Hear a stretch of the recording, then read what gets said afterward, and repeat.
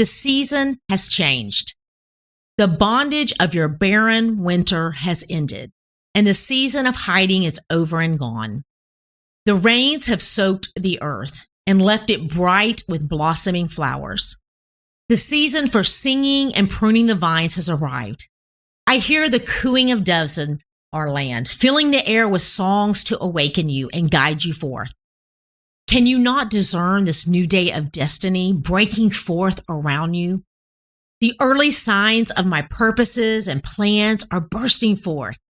The budding vines of new life are now blooming everywhere. The fragrance of their flowers whispers, there is change in the air. Arise, my love, my beautiful companion, and run with me to the higher place. For now is the time to arise and come away with me.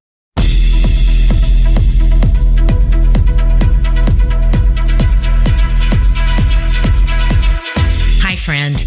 I'm Susan Beth, and you are listening to the Susan Beth Podcast, where we talk about living life intentionally and about trusting that the desires you have deep within you are there for a reason.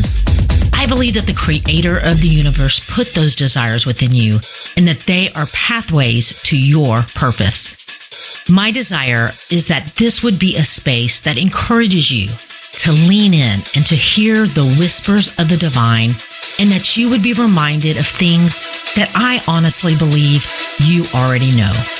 That you, my friend, are here for a reason. So if you're here for more conversations in that kind of space, welcome. Let's go.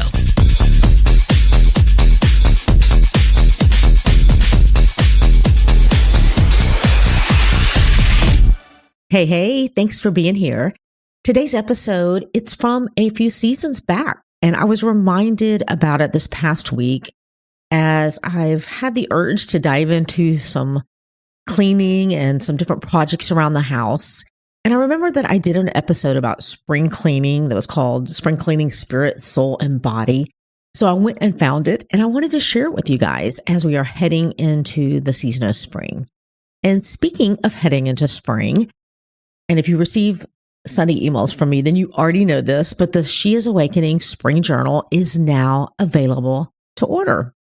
And if you're interested in grabbing a journal for yourself, I'll have that information in the show notes, as well as information on how you can get on the email list. I would love to have you be one of the ones that hears things first from me and one that is able to stay connected even when social media platforms have glitches. So you can check out the show notes and find information for either of those things. I was actually looking through the new Spring Journal earlier this morning and just taking some time to look through and read some of the weekly focus pages. And I just got excited all over again, thinking about you, reading the words on the pages and working through the journal prompts and just intentionally creating the space for growth in your life in this spring season, which goes right along with today's episode talking about spring cleaning, that ends with inviting you to ask yourself, what is dying to spring up out of you in this season that you need to make room for? So I hope you enjoy this episode from season 5. Happy spring, friends. With the welcoming of spring, I want to invite you to some good old spring cleaning. And I'm not just talking about purging your pantry, but I'm inviting you to spring cleaning, spirit, soul, and body. What is it about spring that makes us want to throw open the windows and get moving? I think it's the sunshine and the warmer days that just gives us this energy boost. I always say that fall is my favorite until spring comes around. And I admit that I am not exactly a lover of cleaning, but I am a lover of growing. So if I've got to do a little cleaning to make room for some growth, then I am here for it. Okay, so I'm pretty sure that we all know what spring cleaning looks like in our homes, but what does that look like for the rest of our lives? How can we declutter our lives, our spirits, our souls, and our bodies? To keep it simple and in ways that we are all familiar with, I'm going to stay with this idea of spring cleaning as it pertains to our homes. You ready? Let's go. So one of the ways that we do spring cleaning in our homes can be through purging and decluttering. This is where we take time to inventory and sort through all the things. We get rid of things that are broken and no longer working, that we've just pushed to the side or still sitting on the counter or whatever. We decide to do away with things that used to mean something to us, but no longer add any value to us or our homes anymore. I know for me, I can put off this decluttering activity because it's not a quick process. And I have more than once started it and then had it drag on for what seemed like forever. But here's a really important thing about this purging and decluttering process. You have got to finish. It is a process, and you've got to finish the process. It's not a quick fix. It is a process. And I know I'm not the only person that has taken time to do all the sorting and separating all the things of what's going where.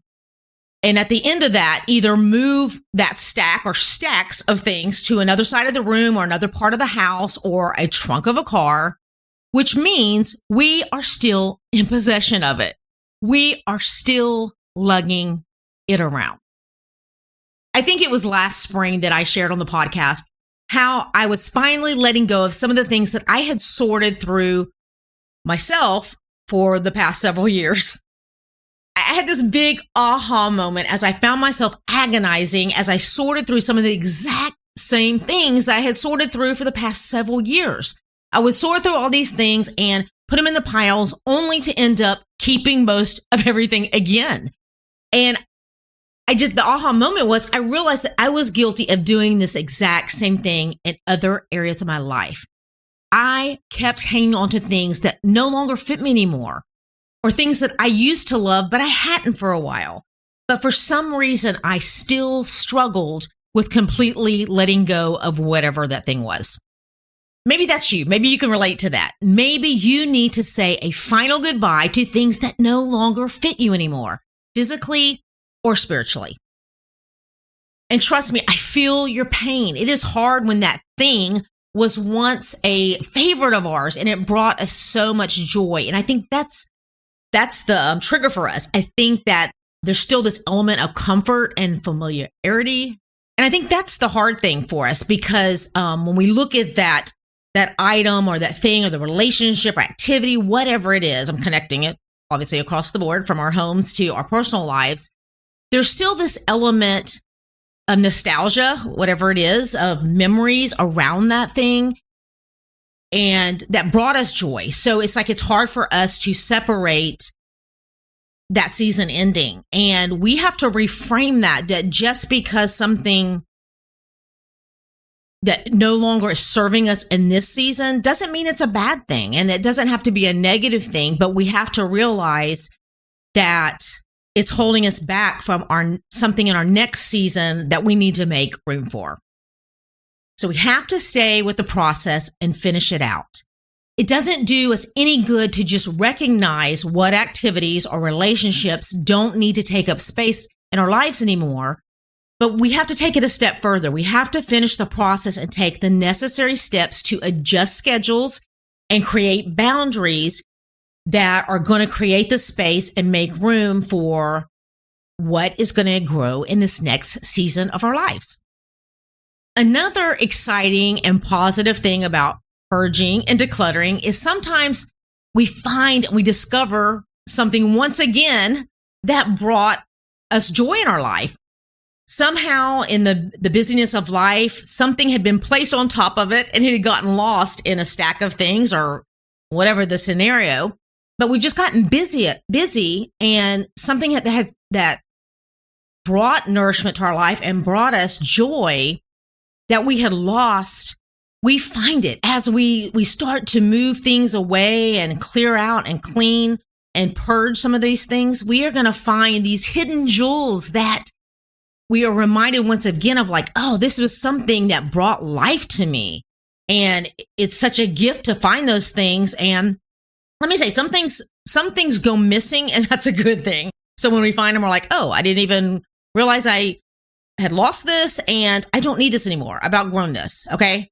That's a good thing. But then there's some things that we have lost that did bring life to us that need to be found again. And those things, then we take those things, we dust them off, we bring them back out, we set them back out, and we allow ourselves to once again experience the joy that those things bring to us. Okay, now to the fun part, deep cleaning. After you have taken the time and cleared off all the surface level stuff, it is time for the hard work of a good, deep clean. And a deep cleaning in our lives can feel similar to a deep cleaning in the rooms of our physical homes, meaning it takes a lot of effort. Physical effort, emotional effort. Oh, goodness. It takes a lot of effort. And it takes a great commitment to the process. Maybe I'm just speaking for myself, but it takes some commitment to the process. Because how many of you have experienced cleaning something only for that to turn into a much longer process than expected as you uncovered and discovered more mess as you cleaned deeper?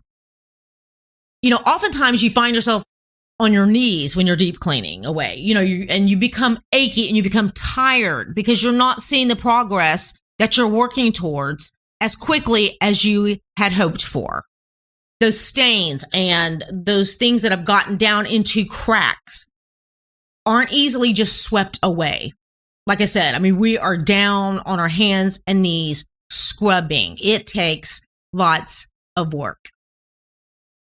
But here's the thing. You got to stay with it. You got to stay with it. It might take longer than you hoped or expected, but the peace and the delight that comes from staying with this process is so worth it. How many of you have spent time cleaning something that you did not want to take the time to clean, and in the end, the joy of just looking back on that, and when you are in a more peaceful and relaxed state, it is so worth it when it is done. And it's the same thing in our lives.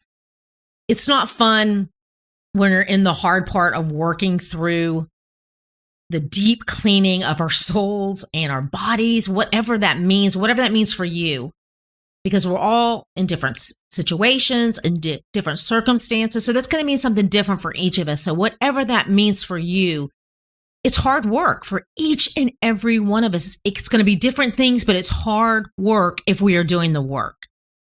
But I want to encourage you to stay with it, because at the end of the day, it's going to bring you peace and joy that you won't experience without putting in the work, doing the hard work, and staying with the process. There's a verse that this past week with the arrival of spring that has just been in my heart that I've reread different verses of it. I've made a few social media posts about it, but it's from Song of Solomon, chapter 2, verses 11 through 13. And it says, "The season has changed. The bondage of your barren winter has ended, and the season of hiding is over and gone. The rains have soaked the earth and left it bright with blossoming flowers. The season for singing and pruning the vines has arrived. I hear the cooing of doves in our land, filling the air with songs to awaken you and guide you forth. Can you not discern this new day of destiny breaking forth around you? The early signs of my purposes and plans are bursting forth. The budding vines of new life are now blooming everywhere. The fragrance of their flowers whispers, there is change in the air. Arise, my love, my beautiful companion, and run with me to the higher place. For now is the time to arise and come away with me." I love so many aspects of those verses. I've broken some of them down in different ways and shared them, like I said, over the past week. But each of them, it just speaks to so many different things, and it just stirs up hope. I love the change of seasons. I love the change of seasons and the hope that it brings, like the beginning of a new week and the fresh mercies that we have each and every day. Seasons are a beautiful thing. And here's the thing, wherever you find yourself today, whether you are in the midst of a hard season or you're living your best life, Seasons come and they go. So enjoy every day and take from each day what it has to offer you, and know that God is with you no matter what season you find yourself in today. But here's what I want to end with. I want to end with a question. And that question is, what is dying to spring up out of you in this season that you need to make room for? What is dying to spring up out of you in this season that you need to make room for? Because here's what I invite you to do. I invite you to take the time. Do the work. Because what will spring forth, it's going to be beautiful. And it's going to be totally worth it. Love you, friend. Talk soon. Hey, you. Thanks for listening. And if you would like to connect more, head over to susanbeth.com and sign up, and you will be one of the first to find out about anything new. Plus, there's a special free download available just to say thanks. If something in this episode did speak to you, would you do me a favor and share it with a friend that you think it might resonate with as well? And until next time, keep showing up in the world just as God purposed you to do, because you being you is exactly what we all need.